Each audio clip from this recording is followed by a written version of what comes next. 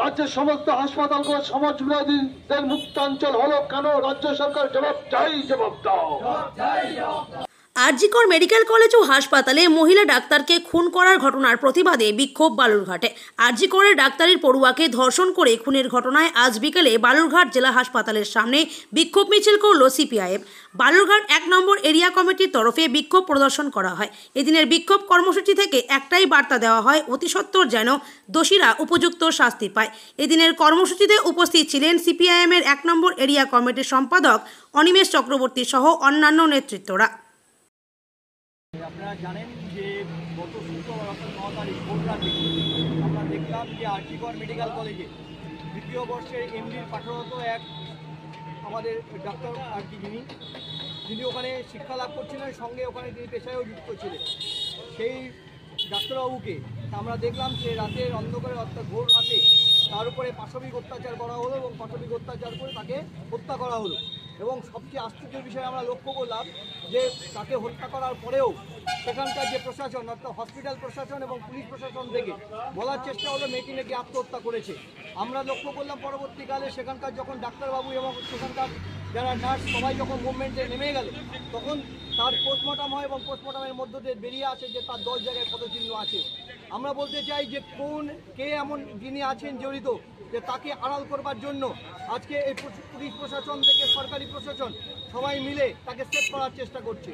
আমরা চাই তাকে অ্যারেস্ট করতে হবে এবং আমরা বিচার বিভাগীয় তদন্ত দাবি করছি।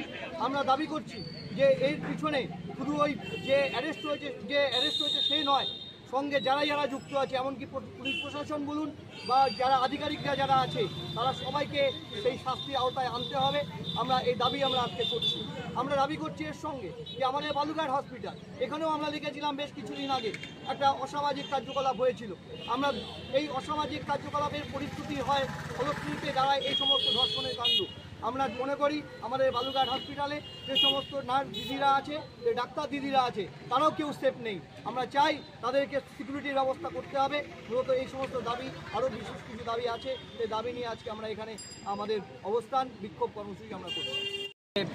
এর মধ্যে আজকে খুব দুর্ভাগ্যজনক ঘটনা, আমার কাছে খুব শকড আর কি। আমি যখন সকালবেলায় শুনলাম যে আমাদের একটা বালুরঘাটের একটা বাচ্চা ছেলে 3তে পড়ে, সম্ভবত আদর্শ স্কুলে পড়ে সেই ছেলেটি, সে সকালবেলায় তার অ্যাক্সিডেন্ট হয় এবং 5টার সময় সম্ভবত তাকে বালুরঘাট হসপিটালে ভর্তি করে। এবং বালুরঘাট হসপিটালে ভর্তি করার পরে যেটা দেখা গেল যে সেখানকার যারা দায়িত্ব রয়েছে তারা বারংবার যে ডাক্তারবাবুকে আন্ডারে তিনি ভর্তি হয়েছিলেন সে বারংবার তাকে সেই ডাক্তারবাবুকে বলার পরেও নাকি সেই ডাক্তারবাবু নিজে তিনি আসেননি এবং পরবর্তীকালে দেখা গেল যে 7:30টার সময় সেই বাচ্চাটা মারা যায়। এবং আমাদের এটা আমাদের কাছে খুব অবাক লাগে যে ডাক্তারবাবুরা আমাদের এই পেশার সঙ্গে যুক্ত, যারা সমাজের জন্য এত কিছু করার চেষ্টা করছে, তারা এমন ঘটনা ঘটালেন কি করে। আজকে আমরা ডাক্তারবাবুদের পক্ষে নিয়ে রাস্তায় নেমেছি ঠিকই, কিন্তু এটাও ঘটনা যে তারা যে কাজগুলো করছেন সেটাকেও কিন্তু ঠিকঠাক করতে হবে।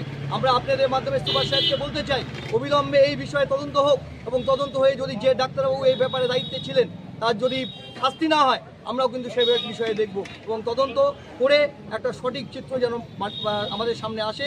আমরা সেটা আজকে এই অবস্থান কর্মসূচির মধ্য দিয়ে আপনাদের মাধ্যমে আমরা প্রশাসনকে জানাতে চাই। Thank you. আপনার নাম? অনিমেষ চক্রবর্তী।